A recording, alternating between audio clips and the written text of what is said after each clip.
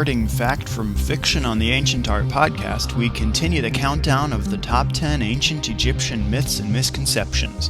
I'm your host, Lucas Livingston. Coming in at number 8 in the countdown, the pyramids were built by slaves. As the nation of Egypt is currently in the midst of celebrating an historic moment of nationalistic pride and newfound civil freedom, we delve into an age-old myth that, for the past few generations, has been as much a political and nationalistic issue as it's been an archaeological one. The idea that the pyramids of Egypt were built by slaves, be they the Israelites or the Egyptians themselves, has been around for a long time. Perhaps the earliest suggestion comes from the 5th century BC Greek traveler and historian Herodotus. Called the father of history and also the father of lies, we already met Herodotus a few times in the Ancient Art podcast. In Book 2 of his Histories, Herodotus states that Pharaoh Khufu brought the country into all sorts of misery. He closed all the temples, and then, not content with excluding his subjects from the practice of their religion, compelled them without exception to labor as slaves for his own advantage. 100,000 men labored constantly and were relieved every 3 months by a fresh lot. The pyramid itself was 20 years in the building. Now, Herodotus visited Egypt around 450 BC, a full 2,000 years after the building of the pyramids of Giza, and he got a lot of his information from the everyday person on the street in a culture where history was really more of a religious subject than a social science. And it was pretty unprecedented in the historical record of Egypt for Khufu to be badmouthed like that. It's often safe to take some of what Herodotus says with a grain of salt, but that passage does say very interesting things about how Herodotus's contemporary Egyptians might spin a yarn to sell the pyramids to some foreign schmuck. Ah, the tourist industry in its infancy. At the very least, though, props to Herodotus for getting a pharaoh, right?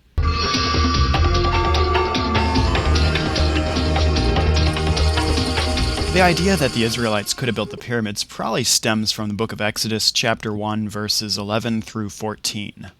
They set taskmasters over them to oppress them with forced labor. They built supply cities, Pithom and Ramses, for Pharaoh. The Egyptians became ruthless in imposing tasks on the Israelites and made their lives bitter with hard service in mortar and brick and in every kind of field labor.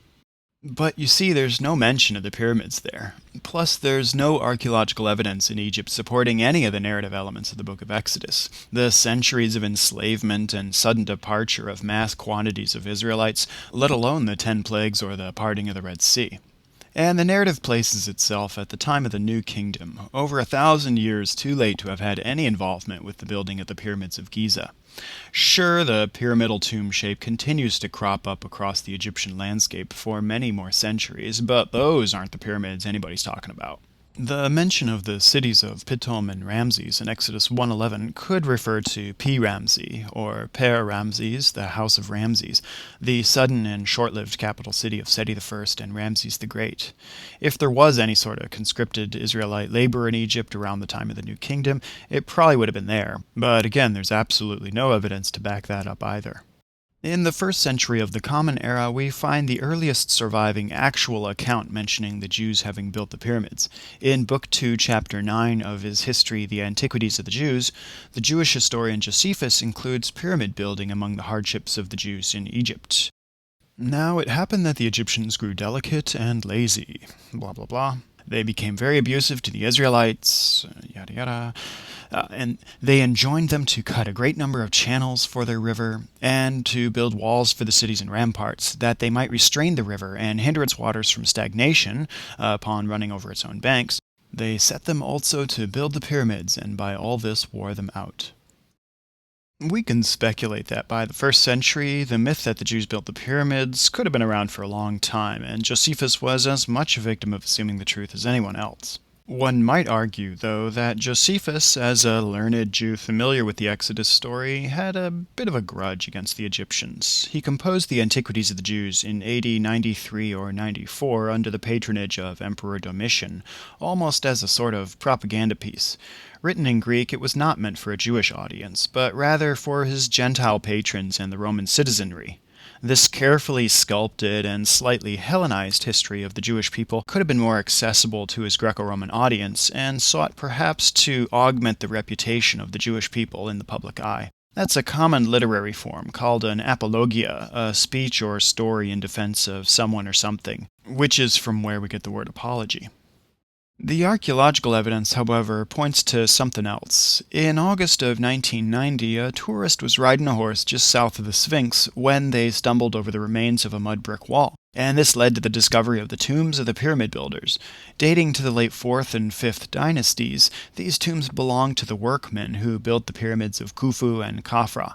It's been argued that since these people were buried beside the pyramids of the kings, they're unlikely to have been slaves. Had they been slaves, they would have been buried elsewhere and in common graves or pits, not real tombs like these. Tomb inscriptions include 25 unique official titles, like the Overseer of Workmen, Overseer of Craftsmen and Draftsmen, and the Inspector of Building Tombs. Furthermore, over the past couple centuries, excavations in and around the pyramids have revealed graffiti in places hidden away from view. The graffiti were made presumably by the pyramid builders themselves, with names like the Friends of Khufu, Drunkards of Menkaura, and the Starboard and Port groups.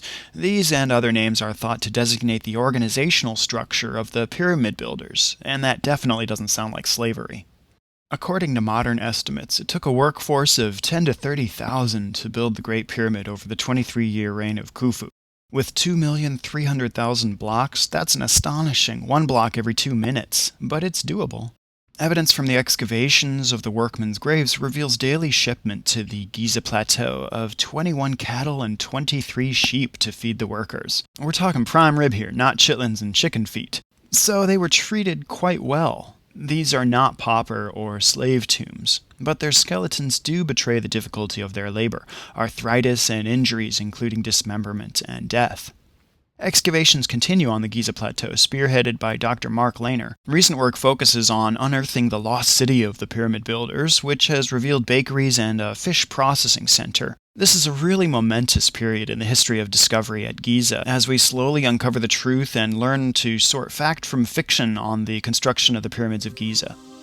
Thanks for tuning in to another installation of the Top 10 Ancient Egyptian Myths and Misconceptions on the Ancient Art Podcast. If you want to dig deeper and look at all the sources for information in this episode, head on over to ancientartpodcast.org and click on the transcript for episode 37.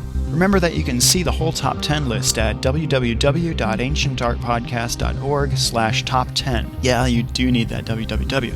You can also check out the Ancient Art Podcast on iTunes, YouTube, and Vimeo. If you dig it, please leave a comment. You can also follow me on Twitter at Lucas Livingston and connect at facebook.com/ancientartpodcast. If you have a question or a comment, you can email me at info@ancientartpodcast.org or send me feedback on the website at www.ancientartpodcast.org/feedback. I hope you enjoyed it, and we'll see you next time on the Ancient Art Podcast.